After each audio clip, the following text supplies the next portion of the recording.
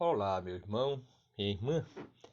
Quando nós vemos a preocupação excessiva de muitos no sentido de assambarcar os bens materiais, como que se isso realmente lhe desse certeza de uma segurança para o futuro, nós então procuramos refletir e indagar a espiritualidade também a respeito. Será que esse é o procedimento correto em nome da lei de conservação, de preservação, uma certa segurança?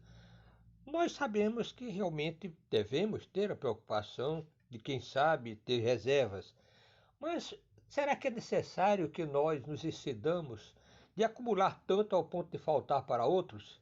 Será que não estamos sendo egoístas, de que isso não venha ter prejuízos, não só para os outros, mas para nós também, no sentido de, pela lei de causa e efeito, nós temos que resgatar os males que provocarmos aos outros?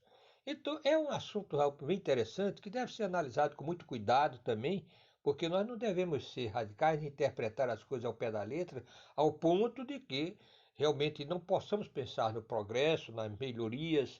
Claro que sim, os bens materiais são necessários, muito importantes até certo ponto, mas quando passa a ser um bem que nos escravize, ou seja, nós, em lugar de sermos aqueles que dirigem, que somos realmente donos, passamos a ser escravos, aí realmente precisamos parar, refletir e mudar para que não venhamos a nos prejudicar. Então vamos aqui do Livro dos Espíritos, que é a obra básica da doutrina espírita, capítulo 5, da parte terceira, da lei de conservação. Necessário e supérfluo. Então nós vamos ver as questões 715 a 717 e vamos ver também um comentáriozinho do codificador da doutrina espírita, Allan Kardec. Observemos então o que diz na questão 715. Como pode o homem conhecer o limite do necessário? Já que nós falamos que às vezes o homem pode se exceder, então como pode o homem conhecer o limite do necessário? A resposta: aquele que é ponderado conhece por intuição. Muitos só chegam a conhecê-lo por experiência e à sua própria custa. É verdade. De acordo com a lei de evolução, claro, o espírito que evolui, ele vai se conscientizando mais realmente dos seus deveres, do que é necessário e do que realmente é supérfluo. Então, por intuição, ele já vai sentindo até que ponto pode chegar.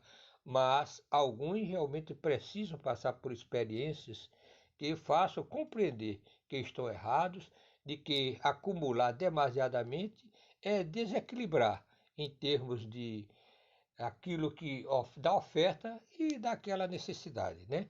Então vejamos bem na questão 716. Mediante a organização que nos deu, não traçou a natureza o limite das nossas necessidades? Resposta: sem dúvida, mas o homem é insaciável. Por meio da organização que lhe deu, a natureza lhe traçou o limite das necessidades.